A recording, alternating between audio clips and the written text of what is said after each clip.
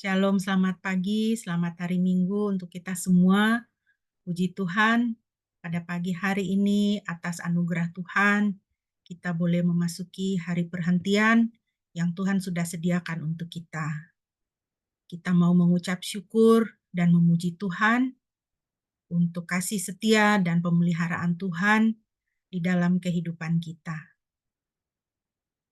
Tuhan adalah Bapa kita yang sangat baik, yang senantiasa memberikan dan menyediakan segala sesuatu yang baik, memelihara kita dengan kasih setianya yang tidak berkesudahan. Mari kita mengawali ibadah kita pada pagi hari ini dengan memuji Tuhan, Bapa kita yang memelihara kita dengan sempurna. Kita naikkan pujian dari Kidung Keesaan 527, Seindah Siang Disinari Petang.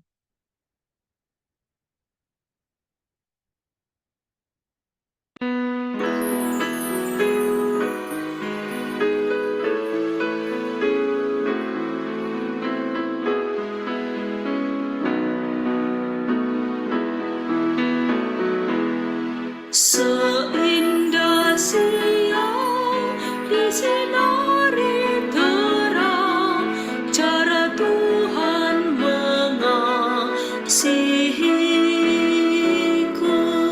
Seindah petang dengan angin sejuk, cara Tuhan mengasihiku. Tuhanku lembut dan penyayang, dan aku mengasihi Dia. Kasih-Nya besar, agung dan mulia, cara Tuhan mengasihiku.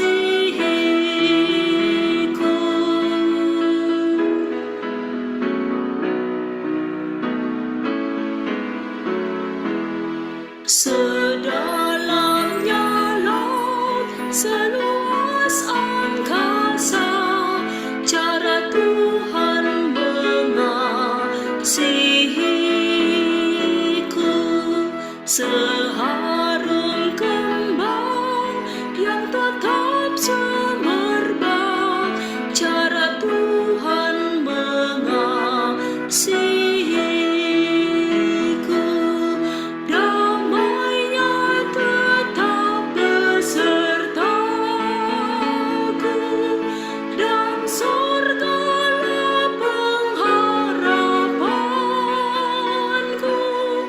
Hidupku tentram, ku nikmati penuh, cara Tuhan mengasihiku.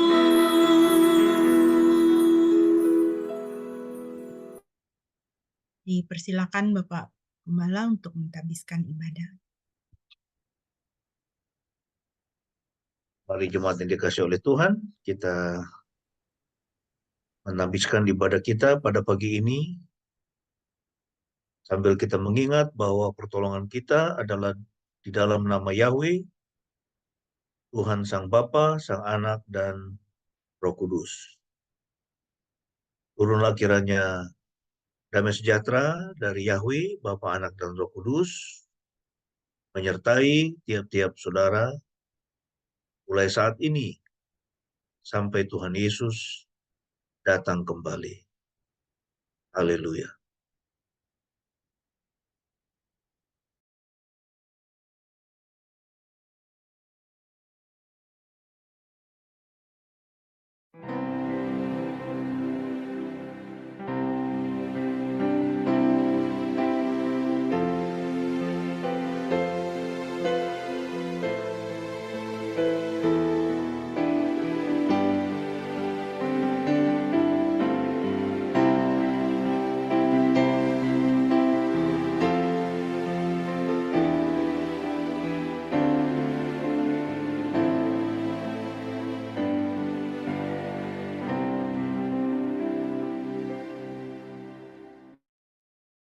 Haleluya, amin. Terpujilah nama Tuhan. Bapak Ibu yang dikasihi Tuhan, firman Tuhan yang menjadi landasan kita pada pagi hari ini terambil dari Roma 11 ayat 36. Roma 11 ayat 36. Demikianlah firman Tuhan. Sebab segala sesuatu adalah dari Dia dan oleh Dia dan kepada Dia. Bagi Dialah kemuliaan sampai selama-lamanya. Bapak Ibu yang dikasihi Tuhan, firman Tuhan ini mengingatkan kita bahwa Kristus adalah yang pertama dan yang terutama. Dan Dia layak penerima pujian dan penyembahan kita. Kiranya sebagai orang-orang yang menjadi pengikut Kristus, kita selalu dan kita tidak pernah lupa untuk mengutamakan Kristus dalam kehidupan kita. Untuk meninggikan Kristus di dalam kehidupan kita. Karena tanpa Dia tidak ada yang terjadi. Segala sesuatu adalah dari Dia dan oleh Dia. Dan kita mengarahkan hidup kita kepada Dia. Segala sesuatu yang kita pikirkan, kita perkatakan, kita kerjakan di dalam kehidupan kita harus tertuju kepada Kristus. Demikianlah kita memuliakan Tuhan.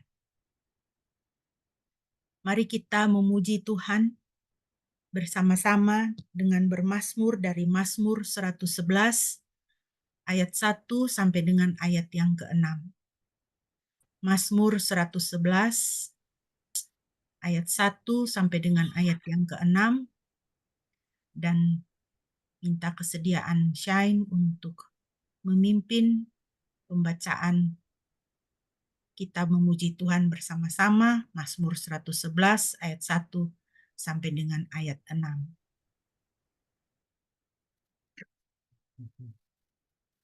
Mazmur 111 ayat 1 sampai 6. Haleluya. Aku akan memuji Yahweh dengan segenap hati di antara kumpulan orang-orang yang tulus hati dan jemaat. Perbuatan-perbuatan Yahweh itu besar, dicari-cari oleh setiap orang yang mendambakannya. Perbuatannya agung dan mulia, dan kebenarannya tetap selamanya. Dia telah membuat peringatan atas perbuatan-perbuatannya yang ajaib. Yahweh itu penuh rahmat dan penuh kasih sayang. Dia telah memberikan makanan kepada mereka yang hormat akan Dia. Dia akan mengingat perjanjiannya selama-lamanya. Dia telah menunjukkan kuasa perbuatannya kepada umatnya untuk memberi kepada mereka warisan bangsa-bangsa asing. Amin, puji nama Tuhan. Bapak Ibu yang dikasihi Tuhan, mari kita bersama dengan pemazmur mengagungkan perbuatan Tuhan. Kita mau memuji dan menyembah Tuhan. Sebelum sebentar kita akan merenungkan firman Tuhan, mari kita menyembah Tuhan dengan pujian layak dipuji, disembah.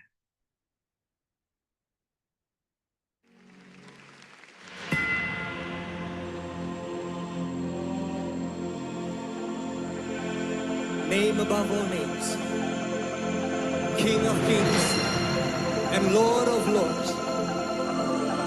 Satu nama yang menyelamatkan, satu nama yang menyucikan, satu nama yang membangkitkan hidup kami. Nama Yesus Kristus Tuhan, Raja segala raja, Tuhan segala Tuhan. Kau layak disembah.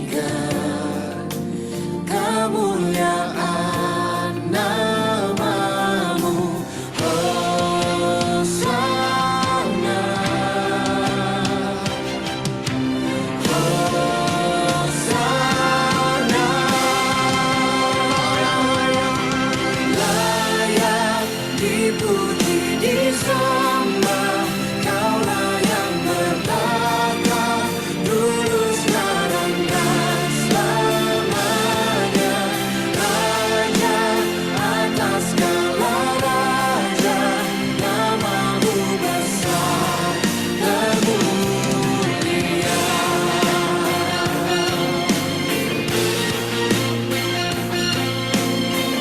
Alam semesta tunduk pada namamu Tuhan.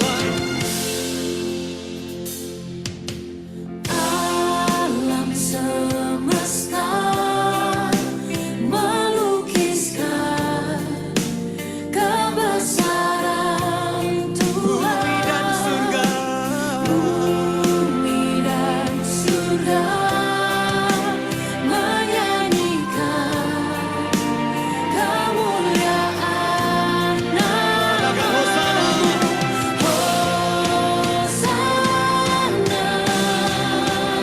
Hosana, Hosana.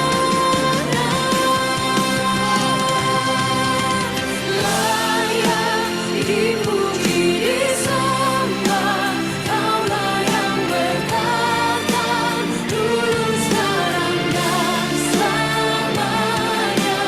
Raja atas segala raja, namamu besar dan mulia. Sebab tidak ada nama lain selain nama Yesus, yang kepadanya setiap lutut akan bertelut, setiap lidah akan mengaku bahwa Engkau adalah Raja, Engkau adalah Tuhan segala Tuhan.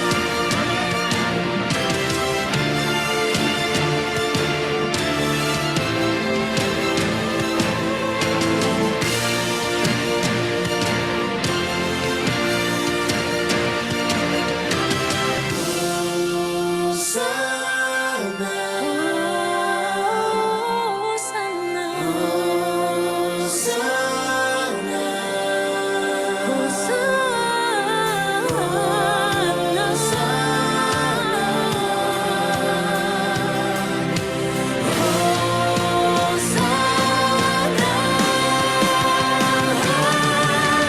layak dipuji, disembah, Kaulah yang bertata, dulu, sekarang, dan selamanya. Raja, Raja atas segala raja, namamu besar dan mulia. Layak dipuji, disembah, Kaulah yang bertata, dulu, sekarang, dan selamanya. Raja atas segala raja, namamu besar dan mulia. Namamu besar dan mulia.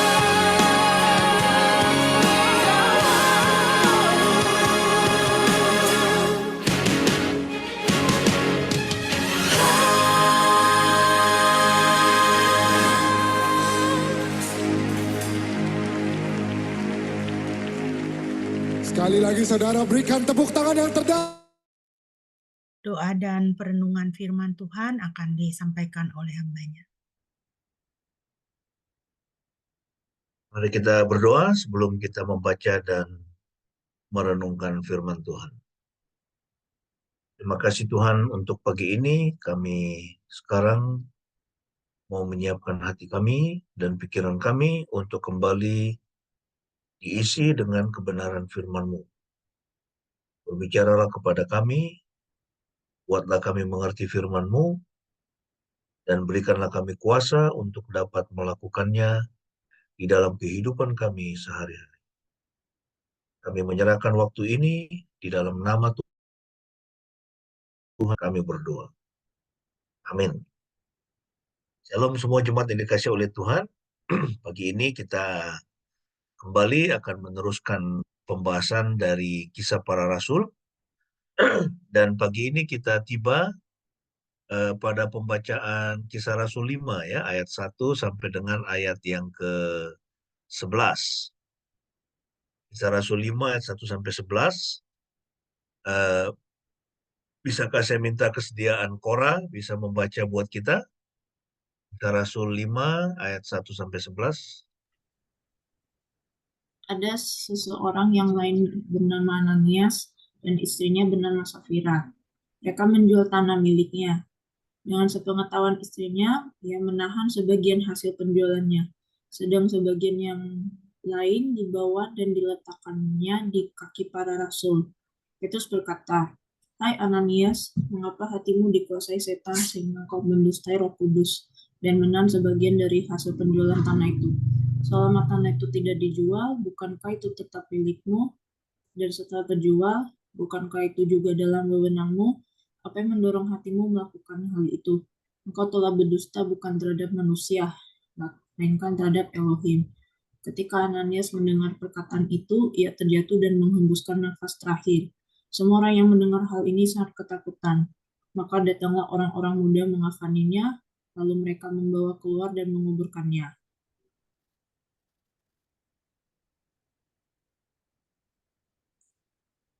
Kira-kira 3 jam kemudian istrinya pun masuk, tetapi ia tidak mengetahui apa yang telah terjadi. Lalu Petrus berkata kepadanya, "Katakanlah kepadaku, apakah kamu menjual tanah tersebut seharga itu?" Lalu ia menjawab, "Benar seharga itu." Dan Petrus berkata kepadanya, "Mengapa kamu berdua sepakat mencobai Roh Tuhan? Lihatlah, mereka yang menguburkan suamimu ada di depan pintu, dan mereka pun akan membawa engkau keluar." Seketika itu juga jatuhlah dia di situ dan mengembuskan napas terakhir. Ketika orang-orang muda itu masuk dan mendapati wanita itu sudah mati, mereka membawanya keluar dan menguburkannya di samping suaminya.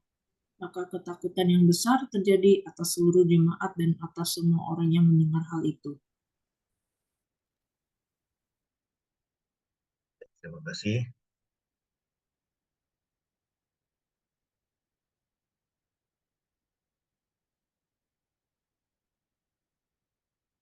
Pada pagi ini kita akan membahas ya kisah Ananias dan Safira ini dengan topik ya 3 pelajaran rohani dari Ananias dan Safira. Jadi ada 3 pelajaran rohani yang bisa kita tarik dari kisah Ananias dan Safira yang tentunya menggemparkan jemaat ya. Jemaat mula-mula pada waktu itu. Kok kelihatannya Tuhan itu kok sadis betul begitu. Ya, sampai hanya gara-gara mereka tidak mengakui ya itu berapa persisnya tanah mereka itu dijual, kok mereka itu bisa sampai mati ya seperti itu. Nah, ada 3 pelajaran rohani yang akan kita pelajari pada pagi ini. Kalau kita melihat latar belakang dari kisah ini, ya Ananias dan Safira itu menjual sebidang tanah. Jadi kisahnya adalah mereka menjual sebidang tanah, kemudian memberikan sebagian hasilnya ya kepada gereja, ya. Nah, ini yang penting sambil mengaku memberikan seluruh hasilnya ya kan itu tadi ditanya sama Petrus kan, ya ini benar kamu mau apa namanya menjual segitu, ya itu pengakuannya iya, ya. Jadi mengaku memberikan seluruh hasilnya padahal tidak seluruhnya, ya sebagian mereka simpan. Baik suami maupun istri dibunuh oleh Tuhan di gereja setelah mereka memberikan persembahan. Ya, nah kita akan melihat ini kenapa kok sampai setragis itu. Ya, nah ada 3 pelajaran rohani yang bisa kita tarik ya dari kisah ini. Yang pertama, ya bahwa Tuhan itu melihat segalanya. Ya, Tuhan itu melihat segalanya termasuk hal-hal yang tidak terlihat oleh mata manusia. Ya, bahkan Tuhan melihat sampai kedalaman hati kita. Ya, Tuhan tahu isi pikiran kita. Ya, Tuhan tahu apa yang kita lakukan di tempat terang dan juga di tempat yang gelap. Tuhan itu tahu apa yang kita lakukan di depan umum ya maupun di belakang. Ya, jadi intinya ya tidak ada seorang pun yang bisa menipu Tuhan. Ya. Tuhan itu adalah Tuhan yang Maha Tahu. Dia mengetahui setiap pikiran dan tindakan kita. Ya, sehingga melalui kesadaran ini, ya sama seperti si pemazmur yaitu Daud, ya kemahatauan Tuhan ya, dan juga kemahadiran Dia itu hendaknya merendahkan hati kita masing-masing. Ya, kita nggak boleh sombong. Ya, karena Tuhan tahu segala sesuatu yang terlihat maupun yang tidak kelihatan. Ya. Kalau kita membaca di dalam Mazmur 139 ayat 1 sampai 7 ya, ini satu ayat yang sangat indah sekali yang menggambarkan ya bagaimana Daud dia memahami Tuhan ya, dan memang ya Tuhan itu ya seperti itu. Ya hakikatnya seperti itu. Ya, Mazmur Daud ya dikatakan, "Ya Yahweh, Engkau menyelidiki dan mengenal aku." Jadi Tuhan itu bukan Tuhan yang menciptakan kita lalu kemudian dia masa bodoh. Ya, dia menciptakan kita, dia adalah pencipta kita, tetapi dia juga Tuhan yang secara aktif menguji hati kita. Ya, di sini dikatakan engkau menyelidiki. Ya, engkau telah menyelidiki dan mengenal aku. Jadi Tuhan itu Tuhan yang aktif ya di dalam kehidupan kita. Dia bukan Tuhan yang pasif. Ya, dia tidak menciptakan kita seperti robot atau dia menciptakan kita kemudian meninggalkan kita, tidak. Ya, tetapi dia secara aktif menyelidiki ya dan dia mengenal kita. Dikatakan engkau melihat ketika aku duduk, ketika aku berdiri, engkau memahami pikiranku dari jauh. Engkau mengawasi ketika aku berjalan dan ketika aku berbaring dan mengenal semua jalan. Tuhan itu tahu semua jalan-jalan kita. Dia tahu semua perbuatan kita, dia tahu ya, semua hal tentang hidup kita. Karena tidak ada perkataan pada lidahku, ya Yahweh, lihatlah, engkau telah mengetahui semuanya. Ya, setiap perkataan termasuk titik komanya, ya dari perkataan kita Tuhan tahu. Engkau mengurung aku dari belakang maupun dari depan, dan menaruh tanganmu atasku. Ya, sehingga kemudian si pemazmur, ya Daud mengatakan, pengetahuan ini terlampau ajaib bagiku, terlampau tinggi, aku tidak dapat mencapai. Kemanakah aku akan pergi menjauhi rohmu, atau kemanakah aku akan melarikan diri dari hadapanmu? Tuhan itu Tuhan yang maha tahu. Kenapa dia maha tahu? Oleh karena dia maha hadir. Kalau kita baca ayat 8 dan seterusnya dari Mazmur ini, ya di situ pemazmur mengatakan, ya ketika aku terbang ke langit, engkau ada di sana. Ketika aku turun ke dunia orang mati, engkau ada di sana. Ya, aku tidak bisa pergi, aku tidak bisa lari dari hadapan Tuhan. Ya. Nah, jadi Tuhan itu maha tahu, ya Tuhan itu bisa maha tahu karena dia maha hadir, dan juga karena dia adalah pencipta kita. Jadi Tuhan melihat segalanya. Ya, Tuhan melihat segalanya. Kita ingat kita ini ya, Tuhan Yesus ketika dia melihat ya orang-orang datang ke bait suci, lalu kemudian mempersembahkan itu persembahan, lalu ada orang-orang kaya di situ, ya mereka memberikan persembahan dalam jumlah yang besar, tapi kemudian ada seorang janda yang miskin, ya janda tua yang miskin, dia memberikan ya itu sekeping katanya. Itu persembahannya kecil, tetapi ya Tuhan tahu, ya Yesus itu mengatakan, ya sesungguhnya si janda tua ini persembahannya lebih besar daripada mereka yang lain yang memberikan dalam jumlah banyak. Kenapa? Karena dia memberikan dari kemiskinannya. Dia bahkan memberikan seluruh hartanya. Jadi sampai persembahan kita pun Tuhan tahu. Ya. Dia aktif ya, dia menyelidiki ya. Ini salah satu ilustrasi yang menggambarkan Tuhan yang Maha Tahu jika Yesus menceritakan ini ilustrasi ini. Ya. Nah, itu poin yang pertama ya. Jadi pelajaran yang pertama dari kisah Ananias dan Safira ini adalah bahwa Tuhan itu melihat segalanya. Tuhan itu melihat ya, itu setiap hal tentang diri Anda dan saya. Dia tahu kalau Anda lagi senang atau Anda lagi susah. Ya, bahkan sebelum kita mengungkapkan kepadanya, ya, dia sudah tahu. Kalau kita sedang mengalami pergumulan yang berat, ya dia tahu. Dan apalagi kalau kita datang kepadanya, ya dia pasti akan turun tangan dan ya dia akan menolong kita. Ini poin yang pertama dari pelajaran rohani, kisah Ananias dan Safira. Kemudian yang kedua, ya pelajaran rohani yang kedua adalah bahwa ya memberi, ya itu pemberian itu tidak boleh dilakukan demi dapatkan pujian dunia. Ya, memberi itu tidak boleh dilakukan demi dapatkan pujian duniawi.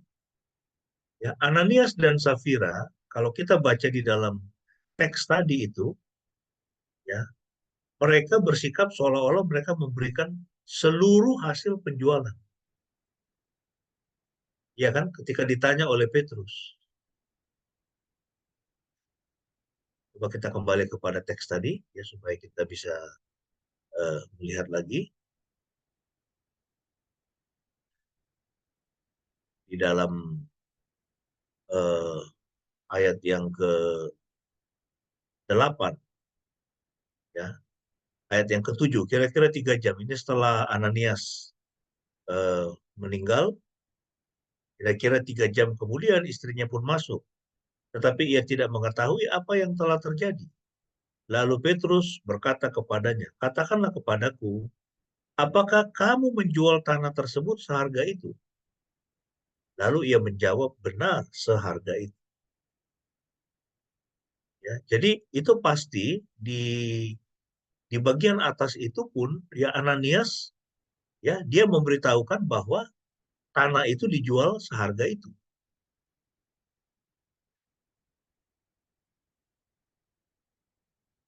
Nah, tetapi Tuhan melihat segalanya.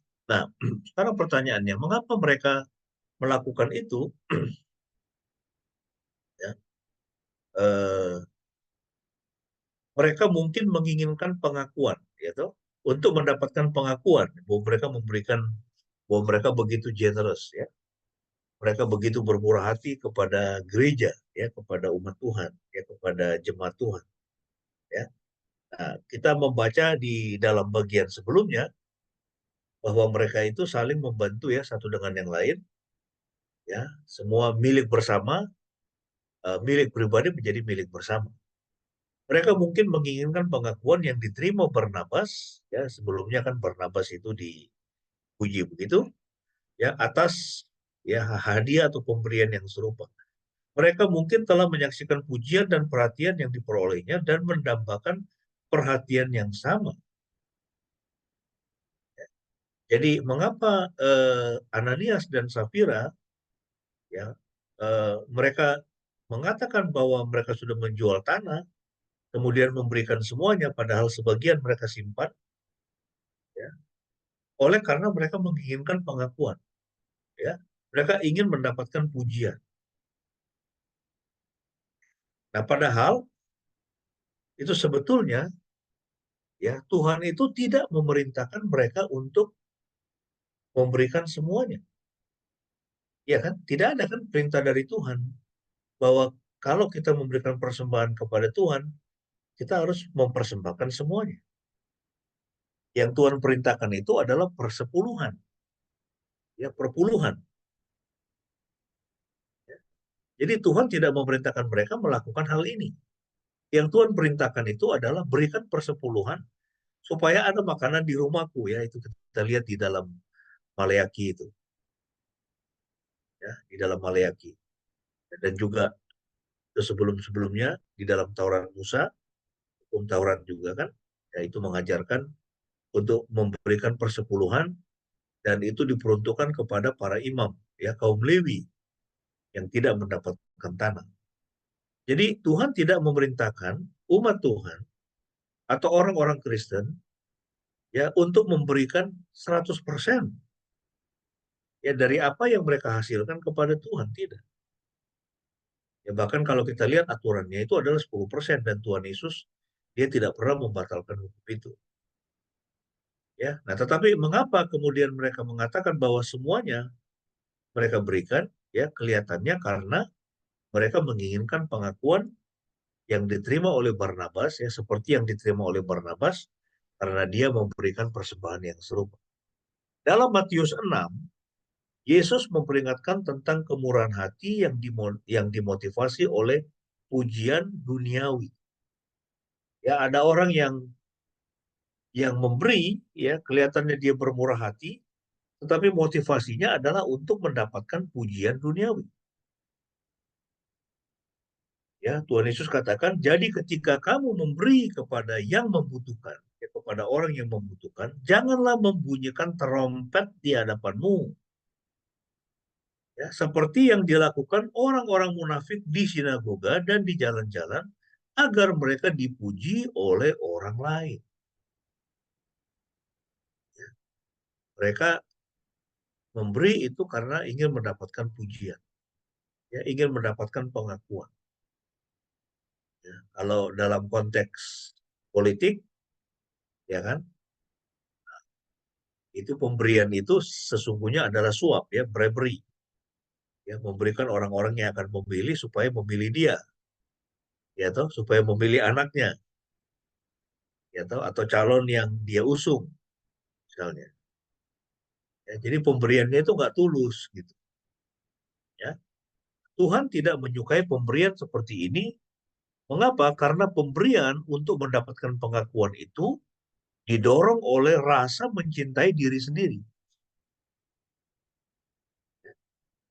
Didorong oleh rasa cinta kepada diri sendiri dan bukan cinta kepada Tuhan dan sesama. Ya, jadi Tuhan mau tuh kalau kita memberi, ya kita diam-diam aja gitu. Kita tidak perlu ngomong ke orang-orang lain bahwa saya sudah memberi. Ananias dan Safira mungkin terdorong oleh pujian dunia. Ya. Pemberian mereka mungkin bukan merupakan pengorbanan, ya, melainkan sebuah transaksi. Ya, ini pemberian itu bukan merupakan pengorbanan, tetapi sebuah transaksi. Mereka ingin mendapatkan sesuatu. Ya, mereka hanya menukarkan uang untuk pujian dan kekaguman orang lain.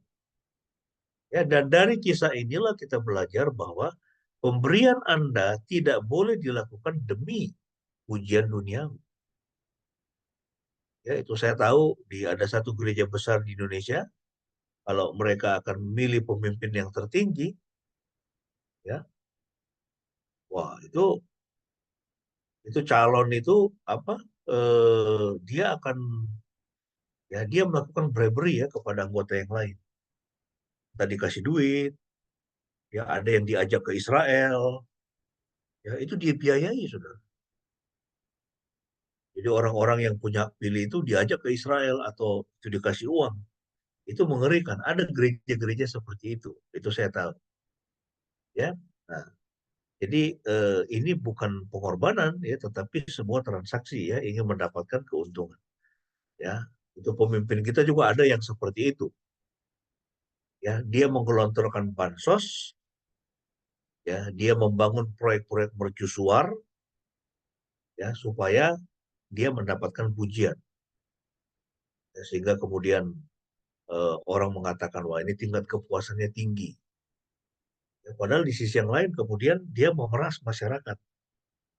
Ya, dengan pajaknya dinaikin, ya, pajak segala macam dinaikkan, dan bahkan hidup masyarakat itu kemudian menjadi lebih berat. Ya, subsidi BBM-nya dipotong, ya, subsidi berasnya dipotong, ya, kemudian hidup masyarakat menjadi lebih berat, dan kita lihat sekarang apa yang terjadi. Ya, masyarakat kelas menengah itu banyak sekali yang kemudian jatuh menjadi masyarakat miskin. Ya, itu yang terjadi di Indonesia dan kita bisa lihat itu dengan itu banyak warung-warung ya. 10 tahun ini luar biasa. Ya, pedagang-pedagang asongan itu luar biasa. Ya, banyak orang sulit sekali mendapatkan pekerjaan.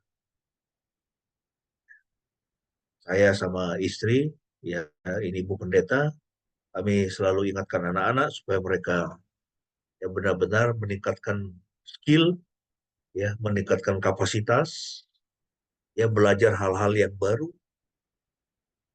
Ya, oleh karena ini sekarang sulit juga begitu orang bahkan untuk bekerja sesuai dengan bidangnya itu sulit. Ya, karena kesempatannya sangat sedikit sekali.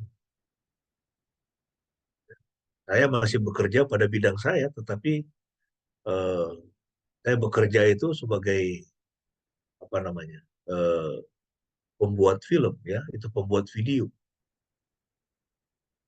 yang tidak pernah saya pikirkan sebelumnya bahwa saya akan banyak sekali bekerja di bidang itu ya. Sekarang saya malah jadi eh, itu pimpinan apa namanya itu video production ya. Memang itu buat penginjilan. Nah, tetapi itu yang terjadi ya, itu di negara kita eh, sebelum-sebelumnya bansos digelontorkan luar biasa untuk memenangkan satu calon, tapi kemudian yang terjadi kita lihat masyarakat hidupnya susah. Ini kemarin eh, beberapa apa itu kami melihat itu pasar yang dibangun itu pasar di dekat rumahnya Bu Metan itu kan ada pasar modern ya toh yang baru diresmikan itu. Presiden kita datang situ meresmikan itu, tapi saya lihat lampunya banyak sekali nyala, tapi tidak ada aktivitas apa-apa di situ. Nah, kenapa itu dibangun? Apakah masyarakat membutuhkan itu? Itu pembangunan-pembangunan seperti itu kan, ya benda-benda fisik seperti itu kan membutuhkan maintenance. Dan maintenance tidak sedikit, ya kan?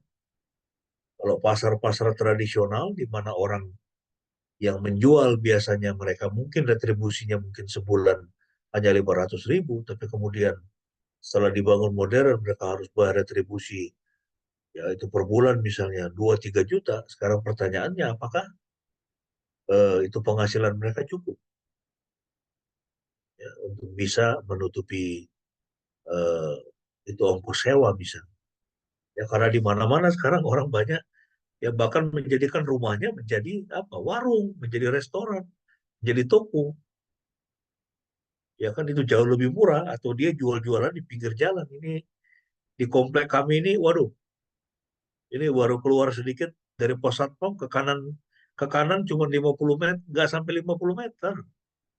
30 meter sudah ada 3 kios es teh. Nggak sampai 50 meter ada 3. Turun ke bawah lebih banyak lagi. Saya bilang, ini gila. Indonesia ini sedang dalam kondisi yang berbahaya. Ya.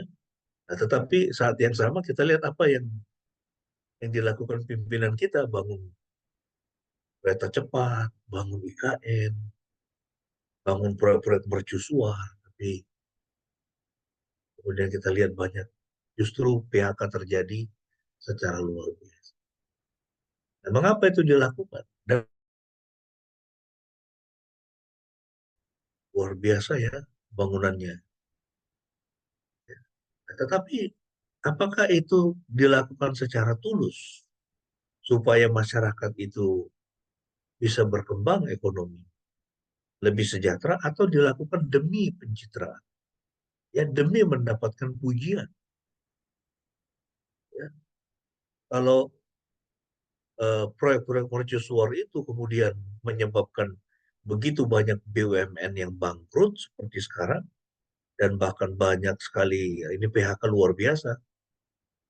Tahun ini aja sudah 46.000, itu yang paling banyak itu di Jawa Tengah. Itu yang terjadi sudah. Ekonomi makin susah. Nah, kita kembali kepada kisah Ananias dan Safira.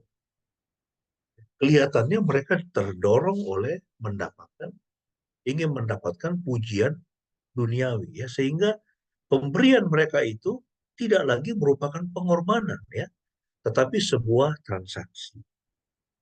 Ya, mereka ingin mendapatkan pengakuan. Mereka menukarkan uang untuk pujian dan kekaguman orang lain. Dan ini berbahaya, ya. Ya kita memberi, ya biarlah kita memberi dengan tulus, ya bukan untuk mendapatkan. Yang terakhir, pelajaran yang ketiga. Jadi tadi 3 pelajaran rohani dari kisah Ananias. Yang pertama adalah bahwa Tuhan itu melihat segalanya, ya, tidak ada yang tersembunyi. Ya, kemudian yang kedua, pelajaran rohaninya adalah bahwa ketika kita memberi, ya kita harus memberi dengan tulus. Ya, pemberian itu harus merupakan sebuah pengorbanan. Dia tidak boleh kemudian untuk mendapatkan itu pengakuan, ya, atau pujian, ya, dari orang lain, atau justru dipakai untuk mendapatkan keuntungan bagi kita. Yang ketiga, ya, ini semua tentang hati. Ya, ini semua tentang hati, ya, tentang motivasi hati.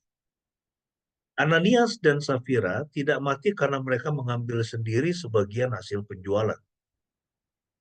Ya, Petrus memperjelas hal ini. Ya, Petrus mengatakan, bukankah itu milikmu sebelum dijual? Ya, bukankah itu milikmu sebelum kau jual itu milikmu?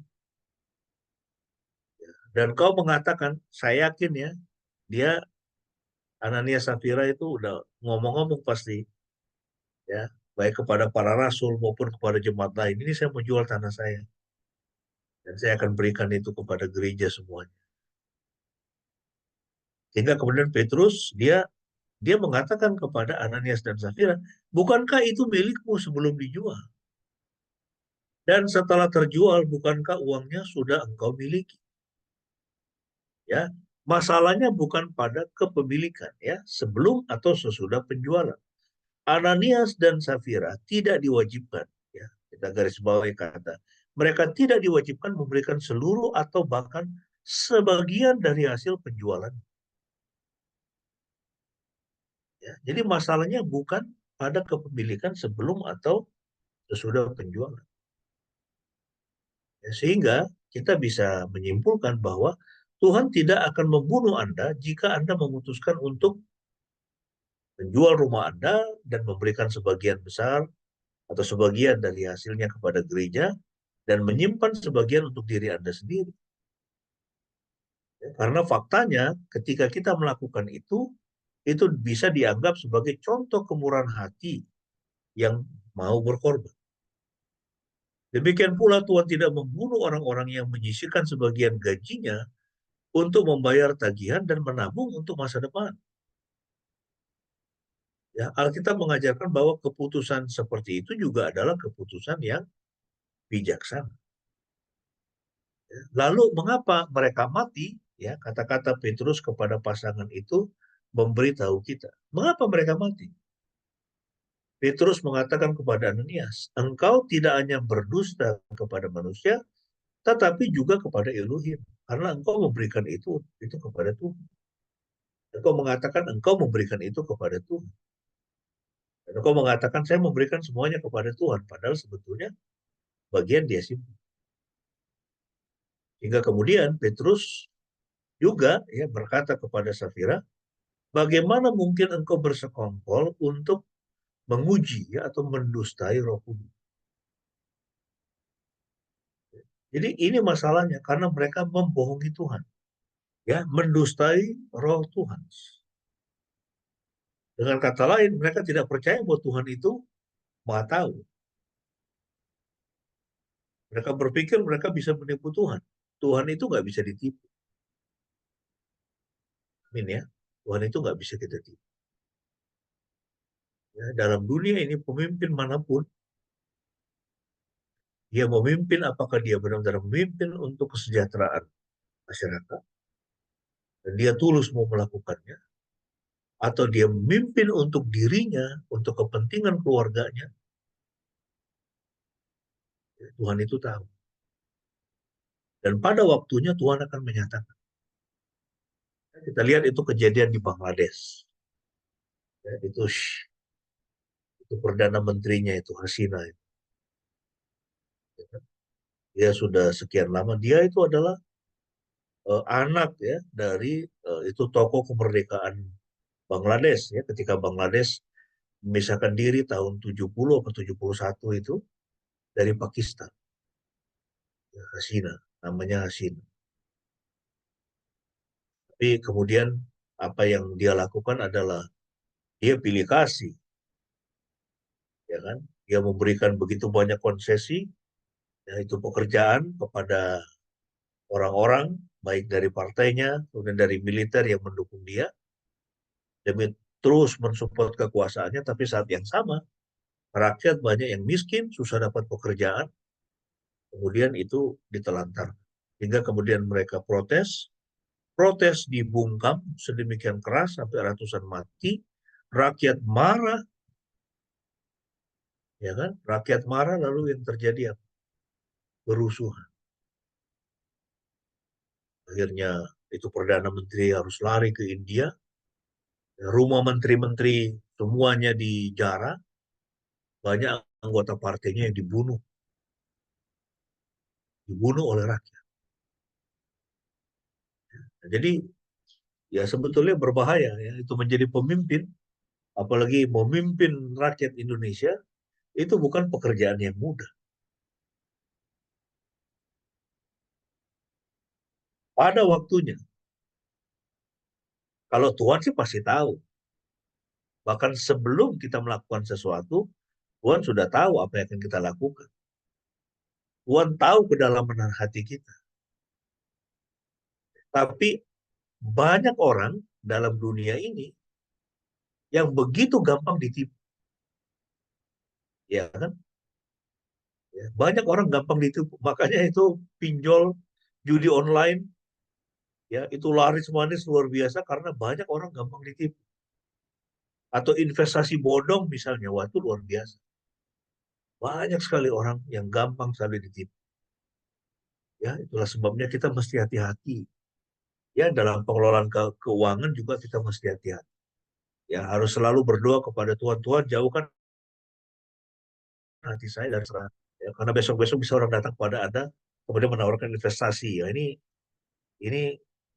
sangat menguntungkan. 1 tahun you dapat 30%. Ya, padahal yang dijamin oleh OJK, dijamin oleh pemerintah itu adalah berapa? Ya, itu cuma 7% kalau nggak salah. Ya kan? Itu selebihnya nggak dijamin oleh pemerintah. Tapi karena serakah, udah kita taruh uang kita di situ, kemudian dibawa kabur. Itu dikatakan itu rugi, hilang. Orang kehilangan bermiliar-miliar dalam sekejap hasil kerjanya. Ya, itu yang terjadi dalam dunia kita. Ya, nah, sehingga urusan dengan Tuhan itu adalah urusan hati. Ya, kita harus benar-benar menjaga hati kita. Ya, firman Tuhan mengatakan, jagalah hatimu dengan segala kewaspadaan, karena dari situlah terpancar kehidupan. Persoalannya bukan soal keuangan. Keuangan hanyalah gejala dari sesuatu yang jauh lebih penting. Ya, permasalahan Ananias dan Safira ditemukan jauh di lubuk hati mereka. Mereka berusaha menipu Tuhan dalam upaya untuk mendapatkan pujian manusia. Nah, ini ya. Mereka berusaha menipu Tuhan dalam upaya untuk mendapatkan pujian manusia. Itu bahaya sekali. Tuhan melihat keinginan untuk menipu dalam hati mereka dan menganggap kematian sebagai hukuman yang pantas. Hati-hati ya, jangan sampai kita itu menipu Tuhan. Ya, tuh. Orang pemimpin yang menipu masyarakat, ya itu sama juga dia menipu Tuhan kan. Karena semua dosa itu kan, semua akhirnya apa? Ya, bermuara pada orang ya berdosa kepada Tuhan. Itu pemimpin yang lalim itu dia berdusta kepada Tuhan. Ya tidak hanya kepada masyarakat. Nah, pertanyaannya, apakah ini berarti bahwa setiap kali seseorang mencoba menipu Tuhan, akibatnya adalah kematian? Ya tentu saja tidak ya. Tetapi hal ini mengajarkan kita bahwa Tuhan peduli dengan hati kita. Ya, Tuhan itu peduli dengan hati kita. Ya, makanya kita harus benar-benar menjaga hati. Ya, hati kita itu harus kita jaga. Ya, ada orang puluhan tahun jadi orang Kristen, tapi hatinya itu bukan hati yang, ya, itu hati yang dipenuhi oleh kasih Tuhan. Tidak menandakan hati yang mengenal Tuhan. Ya, tidak mengindikasikan hati yang mau melayani. Ya, nah, Tuhan itu sangat peduli, ya. Sehingga sebetulnya, ya, di dalam hidup ini itu yang paling utama, itu hati kita itu. Ya, watak hati kita itu jauh lebih berpengaruh di hadapan Tuhan daripada jumlah uang yang kita taruh di kantong persembahan. Hati kita kepadanya itu jauh lebih berpengaruh daripada persembahan kita. Dia menginginkan kepercayaan kepadanya dalam seluruh bidang kehidupan, termasuk dalam kaitan dengan uang, ya, dan hanya mencari pujian kepadanya. Ya, kita harus mencari pujian itu dari Tuhan, bukan dari manusia, ya, karena pujian manusia itu, ya, orang itu bisa berubah, orang itu bisa berubah. Makanya kita harus selalu melakukan yang terbaik. Ya, firman Tuhan mengatakan apapun yang kamu lakukan, lakukan dengan segenap hatimu seperti untuk Tuhan dan bukan untuk manusia. Ya, yang bekerja sebagai dokter, ya, rawatlah pasien dengan sebaik-baiknya, semaksimalnya, karena Bu Dokter mengasihi Tuhan. Bukan untuk mencari pujian dari manusia, dari pasien, dari bos rumah sakit. Yang bekerja di toko, yang punya toko, orang datang, layani dengan sebaik-baiknya, ya, seperti untuk Tuhan, bukan untuk manusia. Ya kan? Itu sama seperti kalau kita punya hotel, kita punya guest house, usaha apapun. Ya, hati itu penting. Orang bisa merasakan itu. Orang bisa merasakan itu. Kadang-kadang mungkin ada sebuah hotel fasilitasnya tidak terlalu bagus, ya, tapi atau restoran misalnya, ya makanannya mungkin, ya, tidak, apa namanya, tidak terlalu lezat, oke lah, cukup lah. Tapi pelayanannya, ya toh, karyawannya didik dengan bagus, sehingga mereka kemudian, apa, itu customer itu merasa senang.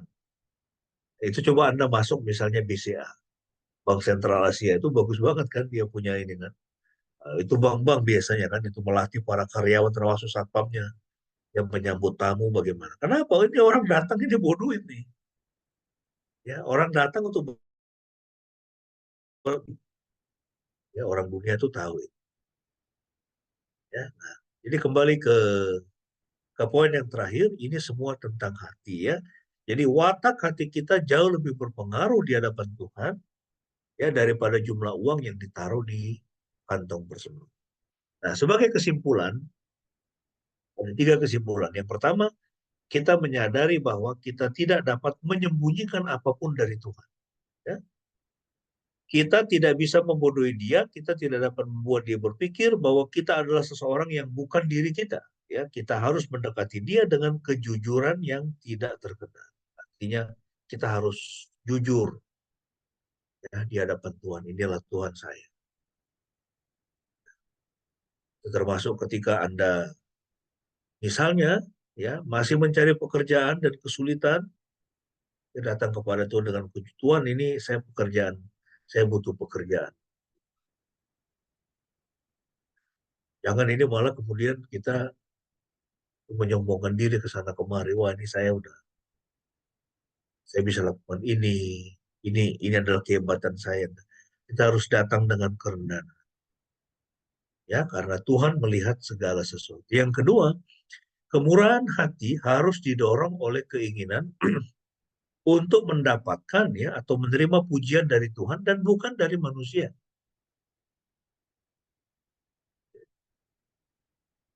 Ini kenapa pimpinan kita ini sekarang kalau kita lihat itu caci makiannya luar biasa kan, termasuk dengan lagu-lagu itu ngeri-ngeri loh. Saya baca apa, sekarang banyak lagu-lagu yang menghina presiden kita. Karena 10 tahun itu menerima, itu mengejar pujian dari manusia. Ya, mengejar pujian manusia dapat merusak hati dan menuntun seseorang untuk memberi dengan cara yang tidak berkenan kepada Tuhan.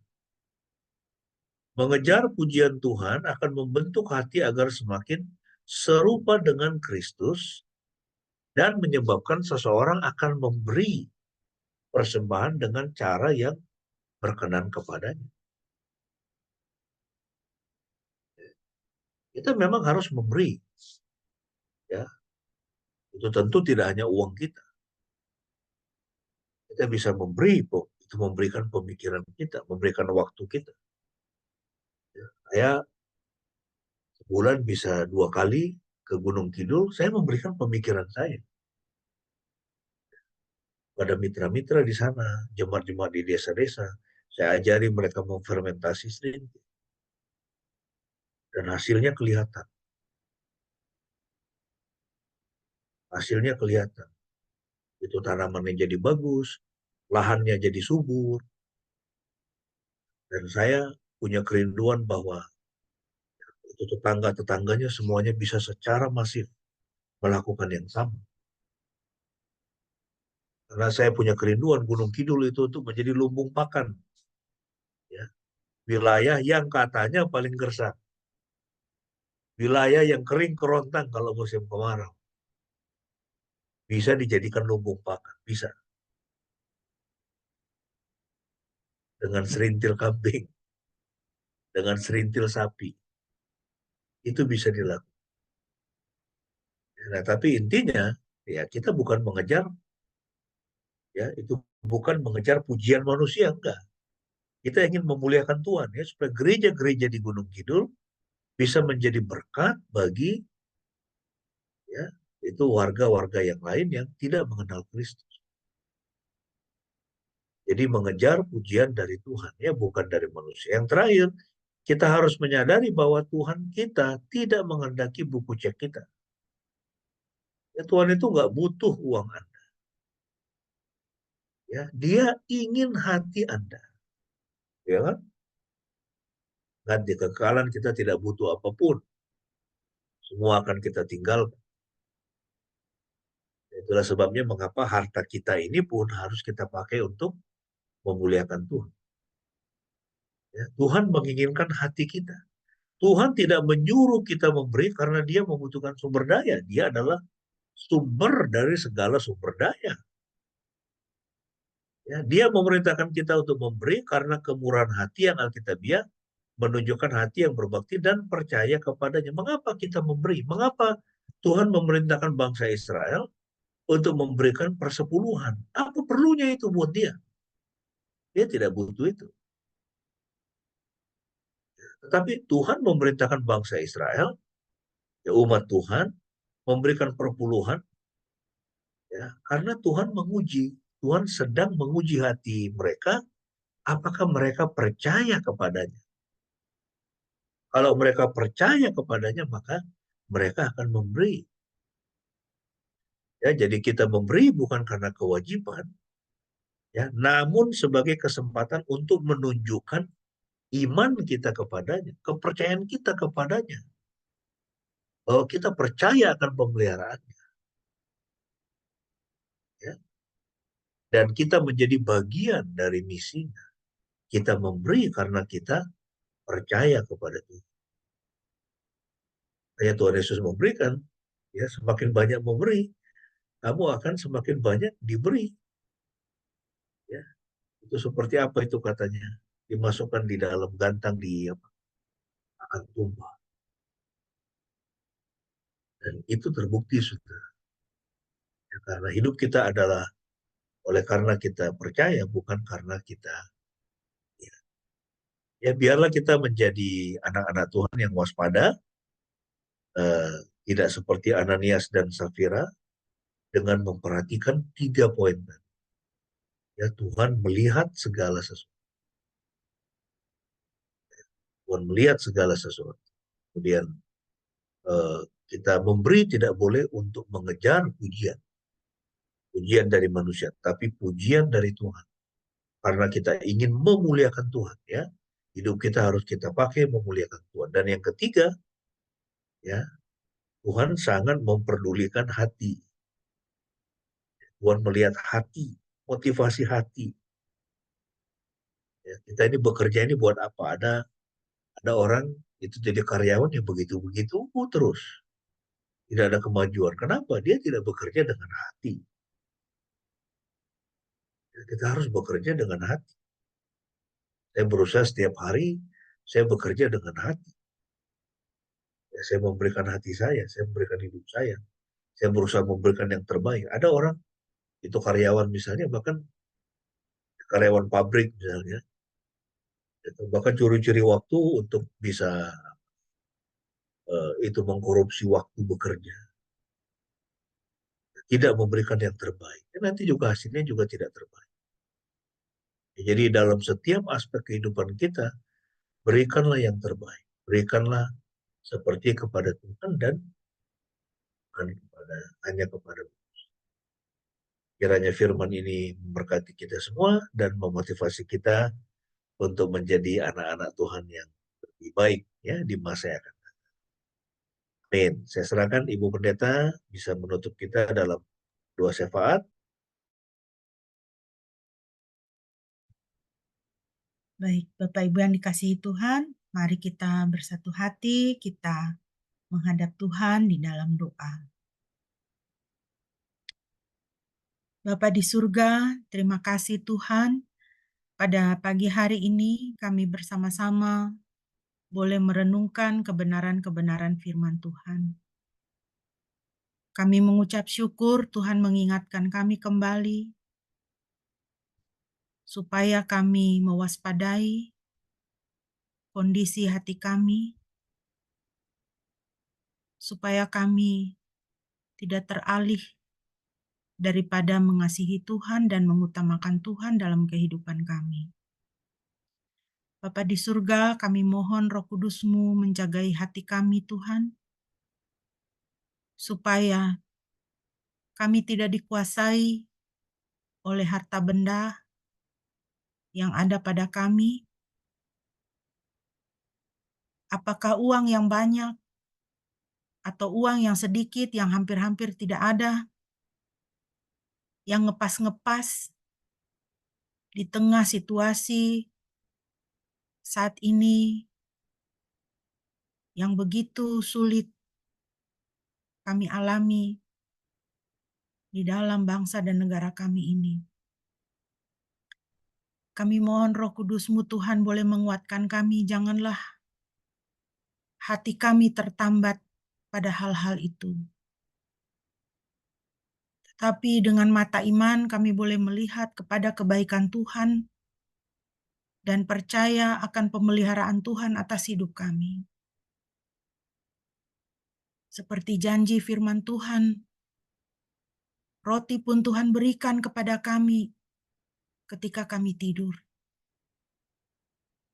Terima kasih Tuhan untuk kebenaran firman-Mu.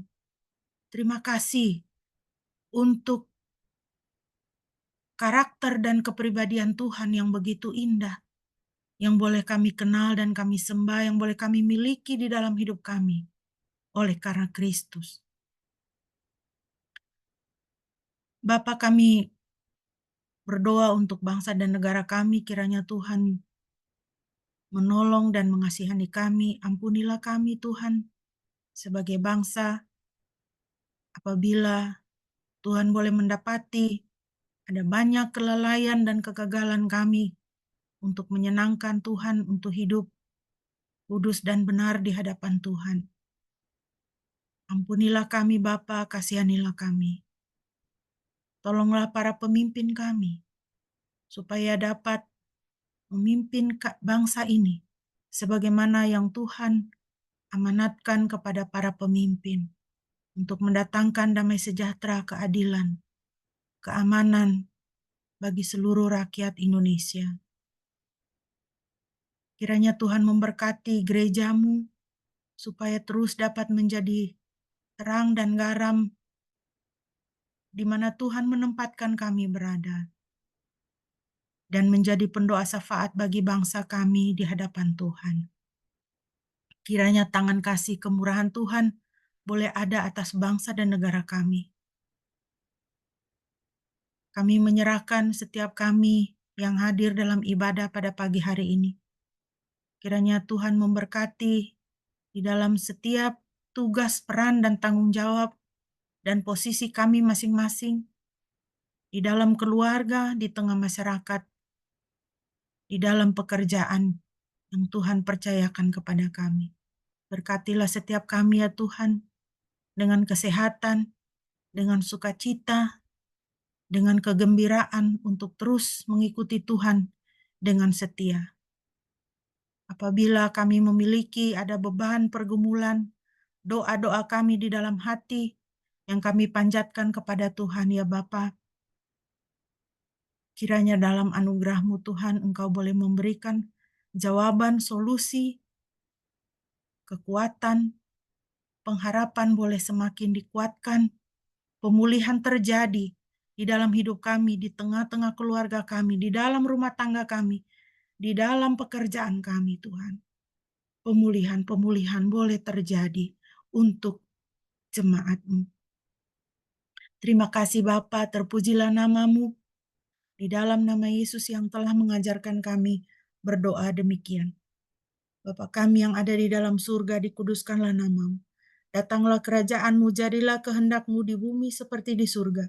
Berikanlah kami pada hari ini makanan kami yang secukupnya, dan ampunilah kami akan kesalahan kami, seperti kami juga mengampuni orang yang bersalah kepada kami. Dan janganlah membawa kami ke dalam pencobaan, tetapi lepaskanlah kami daripada yang jahat.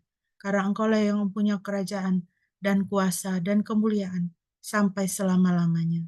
Amin. Bapak Ibu yang dikasihi Tuhan, mari kita bersama-sama mengucapkan pengakuan iman kita di hadapan Tuhan dan sesama kita. Marilah kita berkata demikian.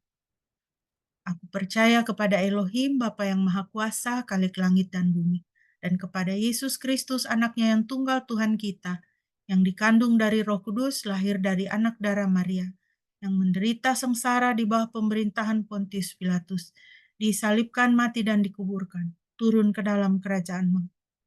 Pada hari yang ketiga bangkit pula dari antara orang mati, naik ke sorga, duduk di sebelah kanan Elohim, Bapa yang Maha Kuasa. Dan dari sana ia akan datang untuk menghakimi orang yang hidup dan yang mati. Aku percaya kepada Roh Kudus, gereja yang kudus dan persekutuan orang kudus, pengampunan dosa, kebangkitan tubuh, dan hidup yang kekal. Amin. Kekasih-kekasih Tuhan, sebelum kita akan mengakhiri ibadah kita pada pagi hari ini, dan sebelum Bapak Pendeta akan menyampaikan doa penutup dan doa berkat, mari kita kembali memuji Tuhan dari NKB 196, Ku beroleh berkat.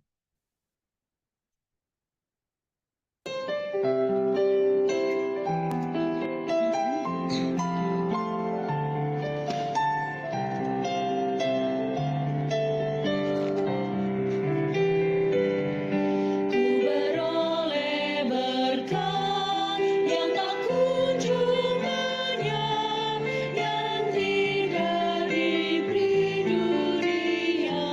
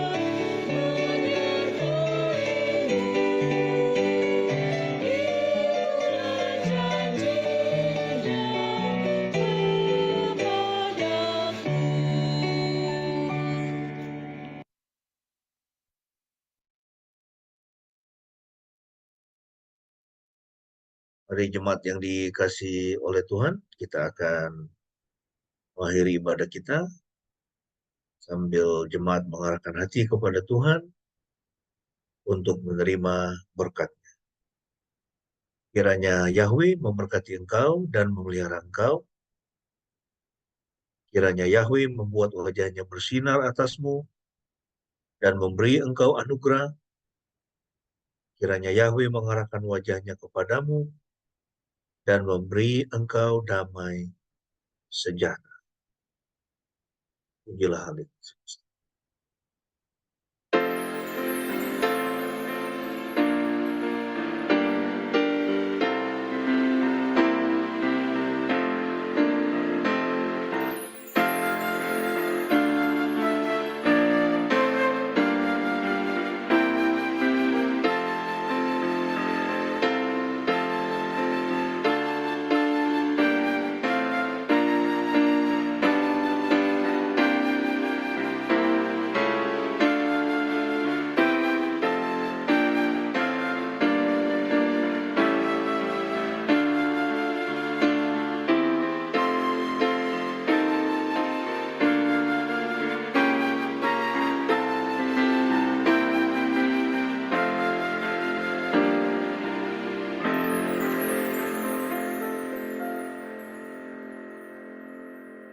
Amin.